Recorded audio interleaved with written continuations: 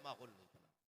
अपने पीछे कुरान वाले छोड़ो, दीन वाले छोड़ो, और अगर यकीन ना हो ना तो जाओ जाकर के कब्रिस्तान में उन अमीरों की कब्रें जाकर के देखो जिनकी मूंछ पे घी के चिराग जला करते थे, जिनकी लाठी से धुएं निकला करते थे, जो कहते थे मेरे आगे कोई खड़ा नहीं हो सकता। आज जाकर के देखो, फूल तो बड़ी बात है साहिब, आज उनकी कब्रों पे कोई मिट्टी डालने वाला नसीब नहीं हो रहा है। हड्डियां नजर आ रही है सूखी हुई, कफन के चिचड़े नजर आ रहे हैं कब्र के अंदर, आज मिट्टी डालने वाला नसीब नहीं है। ए मेरी कौम, आखिरत की तैयारियां कर लो, कब्र की तैयारियां कर लो, दौलत पे गुमान ना करना। ये मत छोड़ना सोचना कि तू दौलत छोड़ के जाएगा तो तेरा बेटा जाकर के मदरसे में हुजरा बनवा देगा, तेरा बेटा पंखा लगवाएगा। और यार ये तेरे मरने के बाद डीजे में जब पैसे देता है तो बाप की दौलत समझ के नहीं, ये जुर्माना समझ के दिया करता है, सोच सोच के पैसे निकालता है। अगर बाप कई साले सवाब की बात आती है तो कभी इस जेब में हाथ डालता है, कभी इस जेब में हाथ डालता है। तेरे पीछे रखने वाले तेरे लिए कुछ नहीं करेंगे, अगर करना है तो अपने हाथ से करके चला जा। बरेली से आवाज आती है, आज ले उनकी पनाह, आज मदद मांग उनसे, कल न मानेंगे कयामत में अगर मान गए। क्या बात है, बहुत सुभान अल्लाह, सुभान अल्लाह, बहुत अच्छा। अपने हाथ से अलमिया हालात देखो, इधर अब्बा मैयत हुई, अब्बा की बेटा थोड़ी देर रोया, सिगरेट पिया, मसाला खाया, एक यार का हाथ पकड़ा, मार्केट आया, सबसे पहले आके मालूम है क्या खरीदता है? सबसे पहले आके कुरान की पेटी खरीदता, उसका हदिया कराया कुरान की पेटी का, और उसके बाद उस पर लिखवाता मेरे अब्बा का नाम लिख दो मोटा मोटा, बराए ईसा अलैहिस्सलाम सवाब मरहूम अब्दुल सलाम मरहूम अब्दुल जब्बार। किसी के अब्बा का नाम हो तो बुरा ना मानियो, हाँ जी, बुरा ना मानियो, बस कुछ बताना चाहता हूं, मोटा मोटा लिखवा दिया बस। क्यों लाया? अरे सब देते पेटी, मैंने भी देती। कभी मस्जिदों में जाके देखो, मुसल्ला बिछाने जगह नहीं, पेटियां भरी पड़ी। इतने पारे हो गए गांव में, इतने मर्द नहीं है जितने पारे मस्जिद में रखे। रखे रखे दीमक लग गई पारों को। आज कोई गर्द झाड़ने वाला नहीं है। पूछो इन उलमा से, अगर आप कुरान को पढ़ेंगे तो ये कब्र में भी सिफारिशी बनेगा, हश्र में भी सिफारिशी बनेगा। ये पहचान के कहेगा या रब इसे बख्श, ये मुझे सीने से लगा के रखता था, या रब इसे जन्नत दे, ये मुझे पढ़ता था। बता, अगर उसे पढ़ने वालों का पता है तो उसे उससे जो पीठ फेर के बैठे हैं इसे उनका पता नहीं होगा। क्या बात है, बहुत अच्छा। ये नहीं कहता होगा या अल्लाह किस कौम में भेजा है मुझे, जिसके घर में सुबह को गाना बजाने का वक्त है लेकिन मुझे खोलने का वक्त नहीं। तो भाई तेरा बाप मरा है, हर शख्स चाहता है ना मेरे अपने जन्नत में जाए,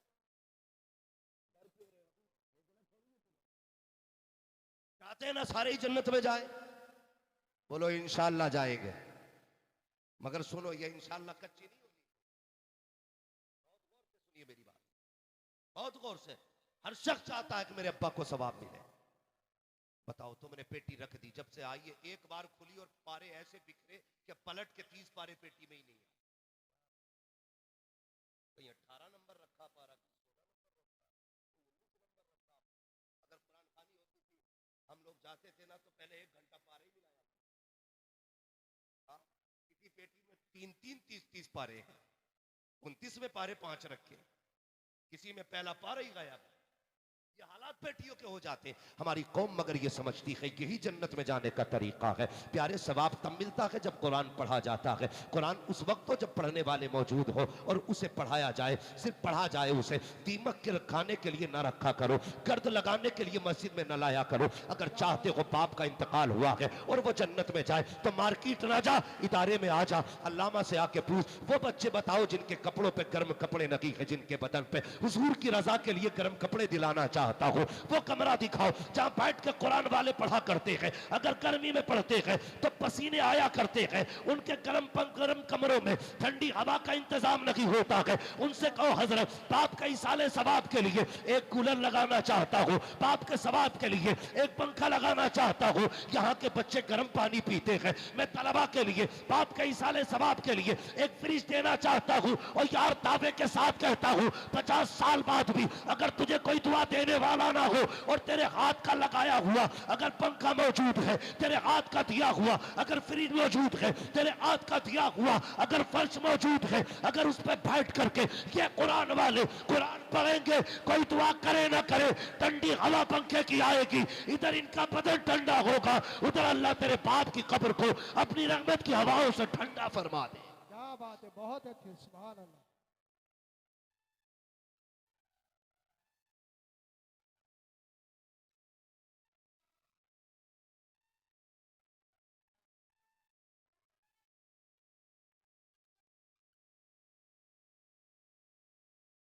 भाई बुरा ना मानिएगा, बरेलवी हूं, तुम तो ये 40 डेगे पका रहे हो ना, 11-11 डेगे तीजे में, और कह रहा प्रधान तुम जरूर ही हो,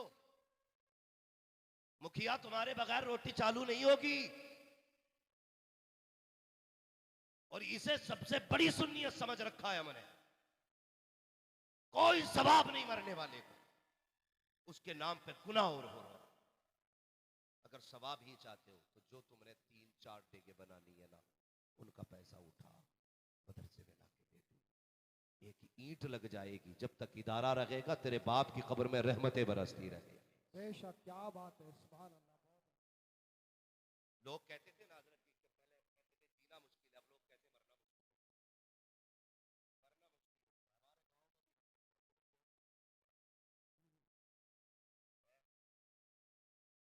यहाँ पे कितने आते होंगे मस्जिदों में, हाँ डबली मार रहे लोग भी आ जा रहे हैं। तो आज ना गरीब ना मैयत के टाइम, मरते टाइम उसे ये डर नहीं लगता मैं क्या छोड़ के जा रहा हूँ, उसे डर ये लगता मैं मर गया ना तो मेरे बच्चे चने का पैसा कहाँ से लाएंगे। चलो चने का ले भी लिया किसी से, तो जो बिरयानी खाने वाले आते कितनी जम के ऐलान होता, यार रोटी खा के जाइयो, कब्रिस्तान में ऐलान हो रही।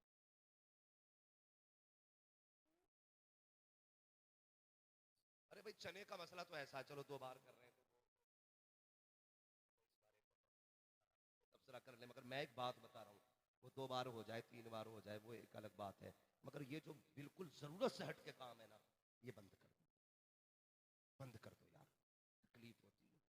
गरीब जब अस्पताल में मरता है ना, ऑलरेडी उस पर तकरीबन लाखों रुपए का कर्जा डॉक्टरों के जरिए होता है, डॉक्टरों के जरिए होता है। मैं कहता हूँ यार पढ़ो, आगे बढ़ो, क्या किया, अच्छा वो हुजूर के कलमा पढ़ने वालों में MBBS होने चाहिए, हाँ PUMS होने चाहिए, ताकि 6 दिन वो अपनी मर्जी की फीस लें और 1 दिन हुजूर के नाम पे फ्री इलाज कर दिया। क्या बात है, बहुत खूब, सुभान अल्लाह। बने हमारी जमात के लोग आगे, लेकिन अब तो अस्पतालों में भी डाकू बैठे, बंदा 3 दिन पहले मर जाता है, मशीन लगा के 3 दिन पेट हिलाया जाता है, मिलने नहीं देंगे ICU में, 3 दिन बाद 3 लाख का बिल बना के दे दिया।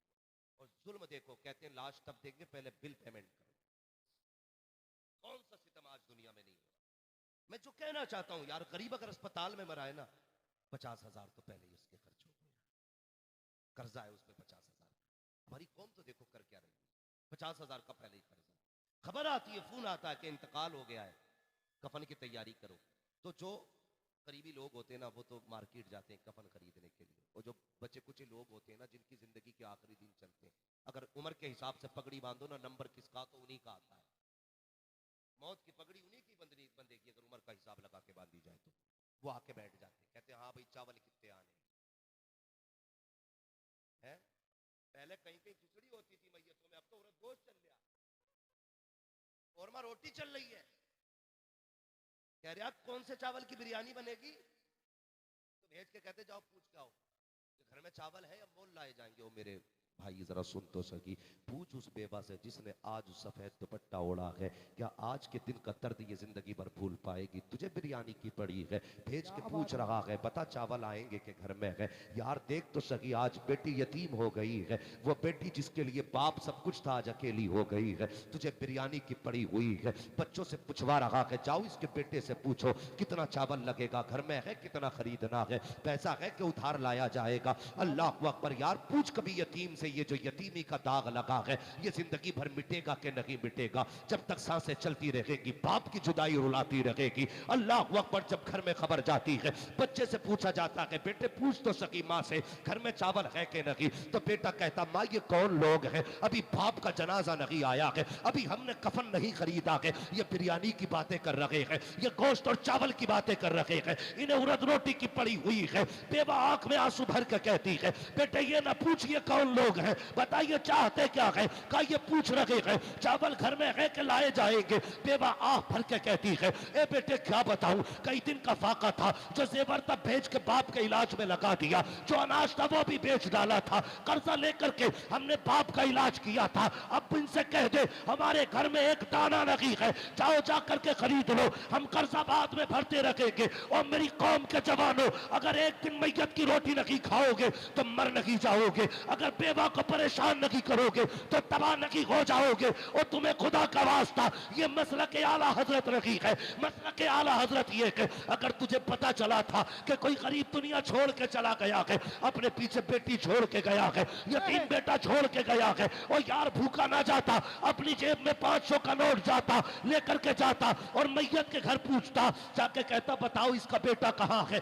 तो किसी कोने में बेटा रोता दिखाई देता, फिर पूछता बेटी कहाँ है, तो कोई दिखा देता ये जो बेहोश पड़ी है ये बड़ी बेटी है, और जिसके मुंह में पानी डाला जा रहा है ये छोटी बेटी है। और यार रोटी खाने ना जा, 500 का नोट निकाल यतीम की जेब में डाल दे, कसम खुदा की जैसी यतीम की जेब में तेरा नोट जाएगा उधर खुदा राजी होगा, उधर मुस्तफा राजी हो जाएगा।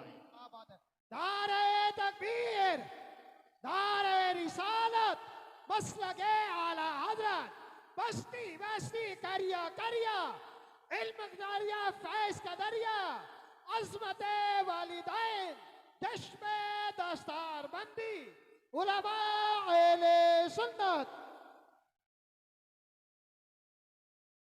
मैं आईना हूं दिखाऊंगा दाग चेहरे के, जिसे खराब लगे सामने से हट जाए। कोई वहाबी ना कहे तुम में सबसे पक्का बरेलवी। हाँ, खुदा के वास्ते बदलो यार, बदलो, ऐसे हालात बना दो कि फिर गरीब को मरने की फिक्र ना हो, मरने की फिक्र ना हो। हाँ, मैं एक ऐसे शायर को जानता हूं, नाम नहीं लूंगा, आखिरी वक्त उम्र तकरीबन 40 साल की हुई, लगा के ना किसी ने कहा कि अहमद इतनी बात, और ये जख्म से खून बहता था, तो तोलियां लगा के किसी ने कहा इतना हाई कैंसर है, तो आप याद पड़ते हैं, तो कहते थे यार बस ये फिक्र खाई जाती है मेरे बाद मेरे बच्चों का क्या बनेगा। हर बाप मरते मरते बच्चों की फिक्र करता है।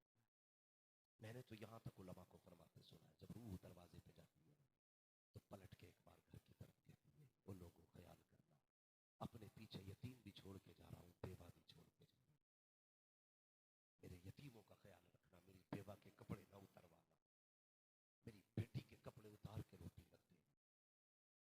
खुदा के वास्ते बदलो अपने आप को, किसी के घर के लुटेरे ना बनो, बन सको तो सहारा बन जाओ,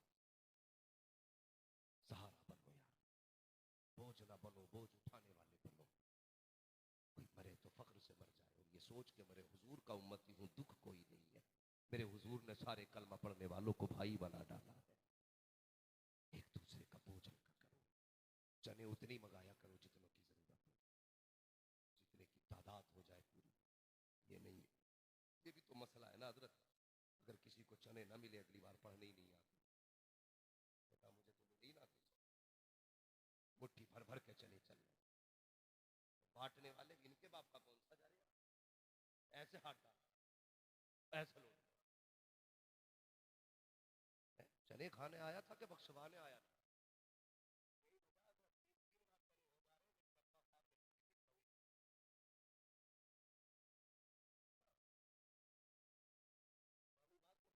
चला गया, जब चने देखे तो कहे यार कैसे पड़े जाऊंगे, और जब बटने का नंबर आवे तो कहे बड़े छोड़े यार। हालात देखो हमारे, हालात देखो। मैं ये बात भी कह जाऊं, जिन्हें हजरत कुरान नहीं आता ना,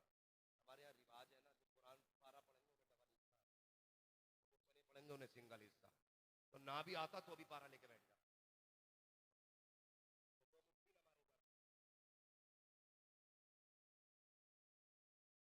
दो मुट्ठी चने ना, उस गरीब को 4 हिस्से चने भी ना लेने दोगे, 5 टाइम की पढ़ा रहा, मैयत भी वो पढ़ा रहा, उसके भी बंटवाओगे? समझो है आपकी। तो कभी कभी मस्जिद में जाते ना, मैं अक्सर जाता हूँ हजरत ना, तो मैं चलो में बैठता हूँ, क्योंकि आज हमें ना कलमे की तादाद पूरी करनी है। इससे किसी को मसला नहीं होता, कलमे की तादाद पूरी हो रही है, पारे लेके सब बैठ जाते हैं ताकि डबल हिस्से मिले। और उसके अलावा जो पढ़ने बैठते हैं, फिर अल्लाह ही खैर करे, उनका हाथ देखो, वो कह रहे हैं ना तेरे कितने गए हुए, गन्ना कट गया, सारे हिसाब में ये तुम्हें लगा रहे, धोखा कर रहे हैं हम लोग ये। और जो पढ़ते भी हैं उनका तलफ्फुज़ सही नहीं। एक जगह सुना ना, कलमा खरीद गया, हालात ये मदरसे नहीं जाते हम लोग, और उलमा पे हंसते हैं हम, हमारे बच्चों को कलमे तक याद नहीं है।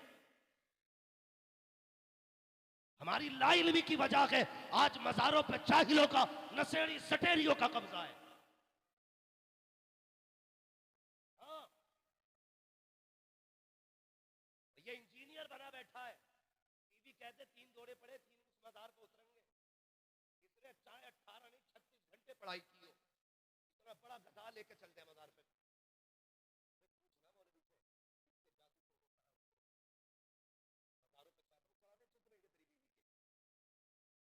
मेरी बीवी ने वहां पे ना वो बोल दी थी, देख कोई पकागी। इससे कभी ये भी कह जालिम कि तूने टेक क्यों बोली, तू अगर मर रही थी तो ये कह देती अल्लाह मुझे ठीक कर दे, तेरे लिए 10 पारे कुरान के पढ़ूंगी, बेशक, क्या बात, तेरे लिए 10 रकात नमाज नफल पढ़ूंगी।